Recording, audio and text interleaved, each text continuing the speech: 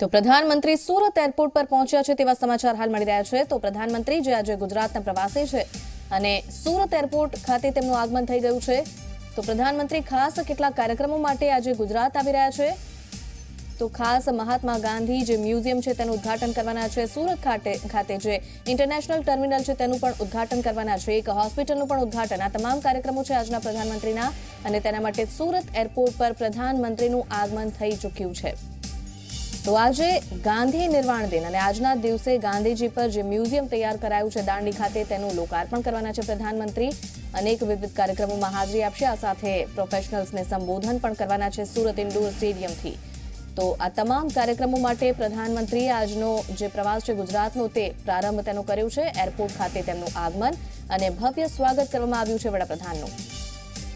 તો પ્રધાનમંત્રી નરેન્દ્ર મોદી જે સુરત એરપોર્ટ ખાતે પહોંચી ચૂક્યા છે અને અહીં ભવ્ય સ્વાગત તેમનું કરાયું છે।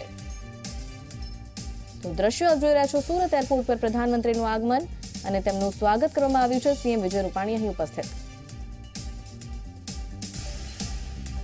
તો સુરત એરપોર્ટના સીધા દ્રશ્યો આપ જોઈ રહ્યા છો। પ્રધાનમંત્રી આવી પહોંચ્યા છે સુરત ખાતે। સુરતથી વિવિધ કાર્યક્રમોમાં તેઓ હાજરી આપવા માટે જવાના છે અને આજના અનેક વિવિધ કાર્યક્રમો સમગ્ર દિવસ ખૂબ જ વ્યસ્ત રહેવાનું છે પ્રધાનમંત્રીનો। ત્યારે સુરત ખાતે તેમનું આગમન ભવ્ય સ્વાગત કરી તેમને આવકારવામાં આવ્યા છે અને આગળ વધી રહ્યા છે પ્રધાનમંત્રી તેમના કાર્યક્રમો તરફ। તો સીએમ વિજય રૂપાણી પણ અહીં ઉપસ્થિત હતા। વડાપ્રધાનના સ્વાગત માટે તેઓ આવી પહોંચ્યા હતા।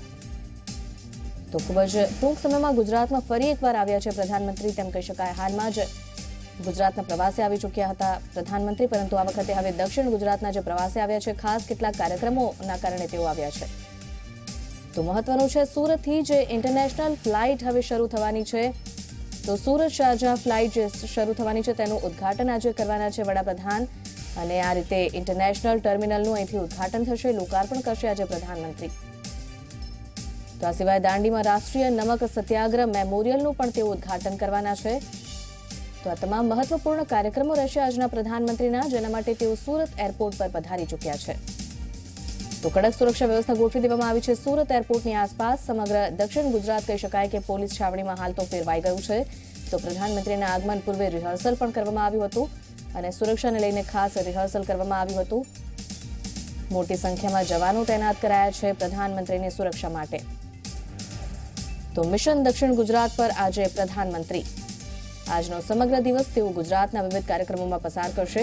લગભગ સાંજે 7:30 વાગ્યા સુધીનો આજનો દિવસનો તમામ કાર્યક્રમો રહેવાના છે અને ત્યારબાદ તેઓ દિલ્હી જવા રવાના થશે। તો વિકાસ કાર્યોનું લોકાર્પણ પણ સુરતમાં કરશે પ્રધાનમંત્રી। મહત્વનું છે પ્રધાનમંત્રી જે રીતે ગુજરાતના પ્રવાસે હાલ વધુ આવી રહ્યા છે, ત્યારે એક તરફ લોકસભાની ચૂંટણી પણ છે અને ગુજરાતમાં પણ તેની હલચલ તેજ થઈ ગઈ છે। તો બેઠકો એક તરફ કમલમમાં યોજાઈ હતી અને આ તરફ પ્રધાનમંત્રીના અવારનવાર પ્રવાસથી જે રીતના વિકાસ કાર્યોનું લોકાર્પણ થઈ રહ્યું છે, કહી શકાય કે ગુજરાતની જનતાના દિલ જીતવાનો પણ એક પ્રયાસ। તો નવા ટર્મિનલ બિલ્ડિંગનું લોકાર્પણ કરશે પ્રધાનમંત્રી। 354 કરોડ રૂપિયાના ખર્ચે તૈયાર થયું છે આ ટર્મિનલ બિલ્ડિંગ। તો ટર્મિનલમાં દૈનિક 1800 મુસાફરોની અવરજવરની ક્ષમતા છે। ત્યારે પ્રધાનમંત્રી મોદી કરશે નવા ટર્મિનલ બિલ્ડિંગનું ભૂમિપૂજન।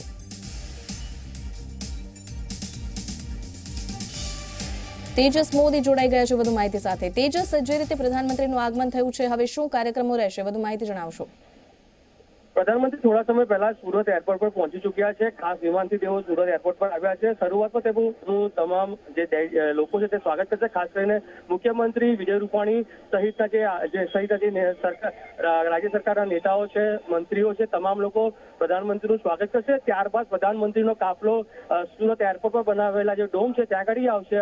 અહીં પ્રધાનમંત્રીનું લોકો ઉત્સાહભેર સ્વાગત કરશે અને ત્યારબાદ પ્રધાનમંત્રી દ્વારા જે નવું ટર્મિનલ બનવા જઈ રહ્યું છે એનું વિસ્તરણ કરવા જઈ રહ્યું છે, આ ટર્મિનલનું શિલાન્યાસ થશે। સાથે જ મહાનગરપાલિકાના 1000 કરોડથી વધુના જે કાર્યો છે તેનું પણ લોકાર્પણ, શિલાન્યાસ અને ઉદ્ઘાટન કરશે।